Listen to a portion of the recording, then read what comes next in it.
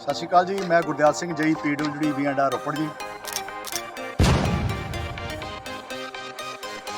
ਜੀ ਸਾਹਿਬ, ਅੱਜ ਜਿਹੜੇ ਇੱਥੇ ਪਿੰਡ ਅਵਿਆਣਾ ਵਿੱਚ ਜਿਹੜਾ ਕੂਣੀ ਮੋੜ ਹੈ, ਇੱਥੇ ਨਿੱਤ ਜਿਹੜੇ ਵੱਡੇ ਹਾਦਸੇ ਵਾਪਰਦੇ ਆ, ਉਹਦੇ ਸੰਬੰਧ ਵਿੱਚ ਤੁਸੀਂ ਇੱਥੇ ਮੋੜ ਤੇ ਕੀ ਪੁਖਤਾ ਪ੍ਰਬੰਧ ਕਰਨ ਜਾ ਰਹੇ ਹੋ ਜਿਸ ਨਾਲ ਇਸ ਐਕਸੀਡੈਂਟਾਂ ਦਾ ਬਚਾਅ ਹੋ ਸਕੇ?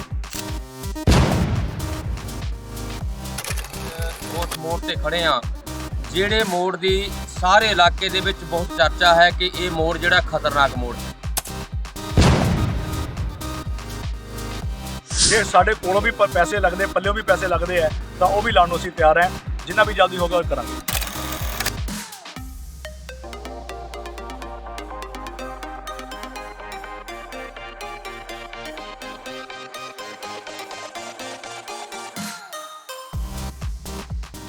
पदी अवनासी ब्रह्मन मेहरा मन की तू प्रीत त्याग तिस्ते पर नाही किछ कोय सब निरंतर एको सोए आपे बिना पे दाना गंभीर गहीर सजाना पार ब्रह्म परमेश्वर गोबिंद कृपण दान दयाल बख्शंद साथ तेरे की चरनी पाओ नानक कै मन एहो नराओ मनसा पूर्ण सरना जोग जो कर पाया सोई हो हर ध्याए ध्याए भगते सुख पाया तिस पुरख का किने अंत न पाया की लीला की मित नाहे सब देव हारे अवगाहे पिता का जन्म के जाने पूत सगल परोई अपना सूत समाप्त ज्ञान ध्यान जिन दे जन दास नाम ते आवे से गुण में जाको परमाए जन्म मरे फिर आवे जाए।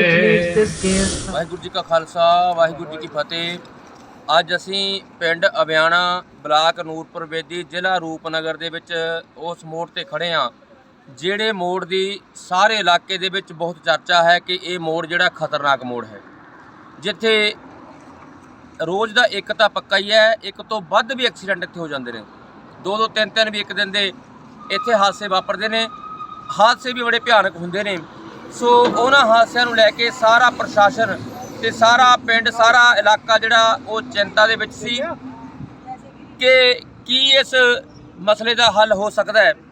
ਪਰ ਅੱਜ ਉਸੇ ਸੰਬੰਧ ਨੂੰ ਲੈ ਕੇ ਸਾਰੇ ਨਗਰ ਨਿਵਾਸੀਆਂ ਦੇ ਵੱਲੋਂ ਇਸੇ ਮੋੜ ਦੇ ਉੱਤੇ ਸੁਖਮਨੀ ਸਾਹਿਬ ਜੀ ਦੇ ਪਾਠ ਕਰਵਾਏ ਗਏ ਨੇ। ਉਪਰੰਤ ਸਰਬੱਤ ਦੇ ਭਲੇ ਵਾਸਤੇ ਸਾਰਿਆਂ ਨੇ ਰਲ ਕੇ ਸੰਗਤੀ ਰੂਪ ਦੇ ਵਿੱਚ ਸੰਗਤਾਂ ਨੇ ਸੁਖਮਨੀ ਸਾਹਿਬ ਦੇ ਜਾਪ ਕੀਤੇ ਤੇ ਸੰਗਤੀ ਰੂਪ ਦੇ ਵਿੱਚ ਸਾਰਿਆਂ ਨੇ ਅਰਦਾਸ ਕੀਤੀ ਕਿ ਇੱਥੇ ਜਿਹੜੇ ਡਰਾਈਵਰ ਵੀਰਾਂ ਦੇ ਸਾਡੇ ਨੁਕਸਾਨ ਹੋ ਰਹੇ ਨੇ ਉਹਨਾਂ ਤੋਂ ਜਿਹੜੀ ਕੁਝ ਨਾ ਕੁਝ ਠੱਲ ਪੈ ਸਕੇ।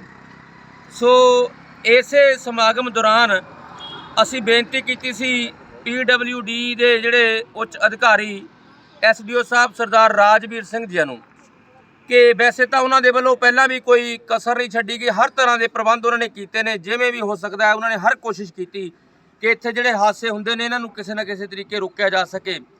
ਪਰ ਫਿਰ ਵੀ ਪਤਾ ਨਹੀਂ ਕਿਹੜੀ ਗੱਲ ਹੈ ਇੱਥੇ ਹਾਦਸੇ ਬੜੇ ਵਾਪਰਦੇ ਨੇ ਤੇ ਉਹਨਾਂ ਨੂੰ ਵੀ ਅਸੀਂ ਬੇਨਤੀ ਕੀਤੀ ਸੀ। ਉਹਨਾਂ ਨੇ ਸਾਡੀ ਬੇਨਤੀ ਨੂੰ ਪ੍ਰਵਾਨ ਕਰਕੇ ਆਪਣੇ ਮਹਿਕਮੇ ਤੋਂ ਸਰਦਾਰ ਗੁਰਦਿਆਲ ਸਿੰਘ ਜੀ JE ਉਹਨਾਂ ਨੂੰ ਸਾਡੇ ਬੇਨਤੀ ਮੰਨ ਕੇ ਸਾਡੇ ਕੋਲ ਭੇਜਿਆ ਤੇ ਉਹ ਸਾਡੇ ਕੋਲ ਪਹੁੰਚੇ ਸਨ। ਅੱਜ ਇਹਨਾਂ ਦਾ ਸਾਰੇ ਨਗਰ ਵੱਲੋਂ ਬਹੁਤ ਧੰਨਵਾਦ ਕੀਤਾ ਗਿਆ। ਇਹਨਾਂ ਨੇ ਵੀ ਇਸ ਸੁਖਮਨੀ ਸਾਹਿਬ ਦੇ ਵਿੱਚ ਹਾਜ਼ਰੀ ਭਰੀ ਹੈ ਤੇ ਸਾਰੇ ਨਗਰ ਨਿਵਾਸੀਆਂ ਦੇ ਵੱਲੋਂ, ਸਮੂਹ ਪੰਚਾਇਤ ਵੱਲੋਂ ਇਹਨਾਂ ਨੂੰ ਇੱਕ ਐਪਲੀਕੇਸ਼ਨ ਜਿਹੜੀ ਲਿਖਤੀ ਰੂਪ ਦੇ ਵਿੱਚ ਦਿੱਤੀ ਗਈ ਹੈ ਅੱਜ ਸਾਰੇ ਨਗਰ ਵੱਲੋਂ ਕਿ ਇਸ ਮੋੜ ਦਾ ਕੋਈ ਹੋਰ ਹੱਲ ਜ਼ਰੂਰ ਸੋਚਿਆ ਜਾਵੇ ਤਾਂ ਕਿ ਇੱਥੇ ਹੋ ਰਹੇ ਜਿਹੜੇ ਹਾਦਸੇ ਹੈ ਉਹਨਾਂ ਤੋਂ ਕੁਝ ਨਾ ਕੁਝ ਬਚਾਅ ਹੋ ਸਕੇ, ਕਿਸੇ ਦੀਆਂ ਕੀਮਤੀ ਜਾਨਾਂ, ਕਿਸੇ ਪਰਿਵਾਰ ਦਾ ਘਰ ਉਜੜਨੋਂ ਬਚ ਸਕੇ।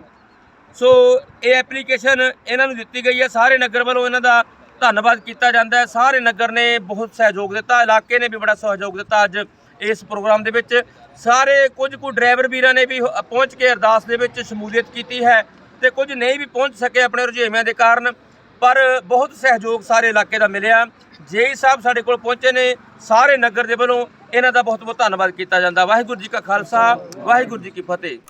ਸਤਿ ਸ਼੍ਰੀ ਅਕਾਲ ਜੀ। ਮੈਂ ਗੁਰਦਿਆਲ ਸਿੰਘ ਜੀ PWD ਵੀਐਂਡਾ ਰੋਪੜ ਜੀ। ਇਹ ਜਿਹੜੀ ਰੋਪੜ ਤੋਂ ਨੂਰਪੁਰ ਬੇਦੀ ਤੱਕ ਰੋਡ ਜਾਂਦੀ ਹੈ ਜੀ, ਇਹ ਮੇਰੇ ਕੋਲ ਹੈ ਤੇ ਇਹਦਾ ਜਿਹੜਾ ਕੰਮ 2020 ਦੇ ਵਿੱਚ ਕੰਪਲੀਟ ਹੋਇਆ। ਨੰਗਲ ਤੋਂ ਨੰਗਲ ਅਵਿਆਣਾ ਪਿੰਡ, ਅਵਿਆਣਾ ਇੱਕ ਤਿੱਖਾ ਮੋੜ ਹੈ, ਉਹਦੇ ਪਹਿਲਾਂ ਵੀ ਸਾਡੇ ਮਹਿਕਮੇ ਵੱਲੋਂ ਸਾਡੇ SDO ਸਾਹਿਬ ਸਰਦਾਰ ਰਾਜਵੀਰ ਸਿੰਘ ਔਰ ਸਾਡੇ ਐਕਸ਼ਨ ਸਾਹਿਬ ਸ਼੍ਰੀ ਦਵਿੰਦਰ ਕੁਮਾਰ ਜੀ ਮੱਲ ਔਰ ਪੂਰੇ ਇਲਾਕੇ ਦੇ ਸਹਿਯੋਗ ਨਾਲ ਇਸ ਮੋੜ ਦਾ ਜਿਹੜਾ ਕੰਮ ਹੈ ਲੋਕਾਂ ਦੀ ਸੇਫਟੀ ਲਈ ਰਿਫਲੈਕਟਰ ਔਰ ਬਲਿੰਕਰ ਲਾਈਟਾਂ ਸਪੈਸ਼ਲ ਲਵਾਈਆਂ ਗਈਆਂ ਤਾਂ ਕਿ ਇਸ ਮੋੜ ਤੇ ਕੋਈ ਹਾਦਸਾ ਨਾ ਵਾਪਰੇ।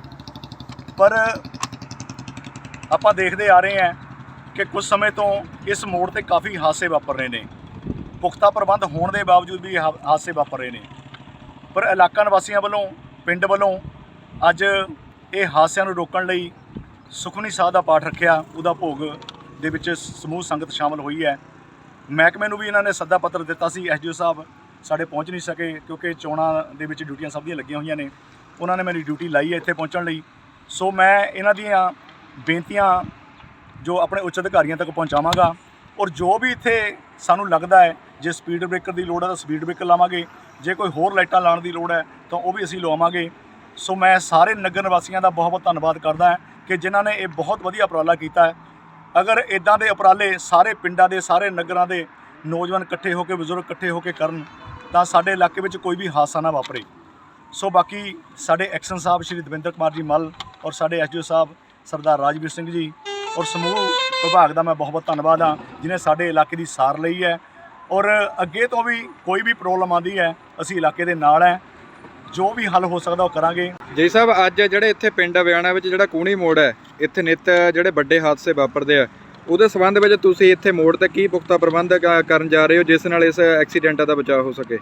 ਪਹਿਲਾਂ ਤਾਂ ਅਸੀਂ ਬਹੁਤ ਰਿਫਲੈਕਟਰ ਵਗੈਰਾ ਲਾਏ ਆ, ਲਾਈਟਾਂ ਵੀ ਲਗਾਈਆਂ ਨੇ, ਪਰ ਹੁਣ ਸਾਨੂੰ ਇੱਕ ਕਮੀ ਲੱਗਦੀ ਹੈ ਵੀ ਜਿਵੇਂ ਸ਼ਾਇਦ ਕੋਈ ਸਪੀਡ ਬ੍ਰੇਕਰ ਜਾਂ ਇੱਕ ਸਪੀਡ ਟੇਬਲ ਹੁੰਦੇ ਨੇ ਜਾਂ ਉਹ ਲਗਾ ਕੇ ਕੋਈ ਨਾ ਕੋਈ ਹੱਲ ਹੋ ਸਕਦਾ ਹੈ।